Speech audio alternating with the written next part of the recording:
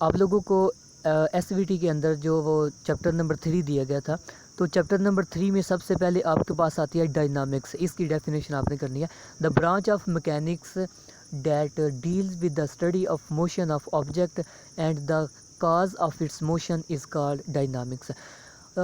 دنیا کے اندر جتنی بھی کوئی چیز موشن کر رہی ہیں، ہم لوگ موو کر رہے ہیں، گاڑیاں موو کر رہی ہیں، تو کسی بھی چیز کی موشن کو ہم لوگ جس برانچ میں ڈسکس کرتے ہیں اس برانچ کا نام ہے ڈائنامکس. اور اس موشن کی جو وجہ ہوتی ہے حرکت کرنے کی، موو کرنے کی، وہ ساری کے ساری ایفیکٹ کو ہم لوگ کس برانچ میں ڈسکس کرتے ہیں؟ ڈائنامکس کے اندر. تو اس کے بعد آپ کی ڈیفینیشن آتی ہے فورس کی definition. A force move or tends to move, stop or tends to stop the motion of body. The force can also change the direction of motion of body. Force جو ہے وہ کسی بھی body کو move کرواتی ہے یا move کروانے کی کوشش کرتی ہے، یا اگر باڈی موو کر رہی ہے تو اس کو سٹاپ کرتی ہے یا سٹاپ کرنے کی کوشش کرتی ہے. یہ فورس کی ڈیفینیشن ہے. اور اس کے بعد ہے کہ اس موو کرتی ہوئی باڈی کی ڈائریکشن بھی جو ہے وہ فورس چینج کر سکتی ہے.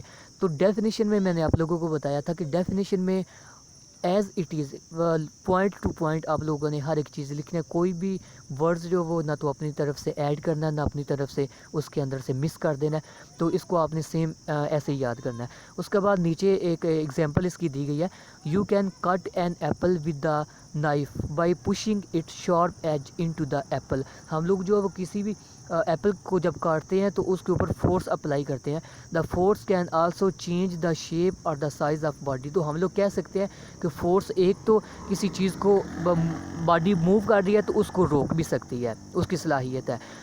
اگر باڈی موو کر رہی ہے تو اس کی ڈائریکشن بھی چینج کر سکتی ہے. اور تیسرا ہم کہہ سکتے ہیں کہ کسی بھی باڈی کی شیپ یا شکل جو ہے وہ بھی چینج کر سکتی ہے.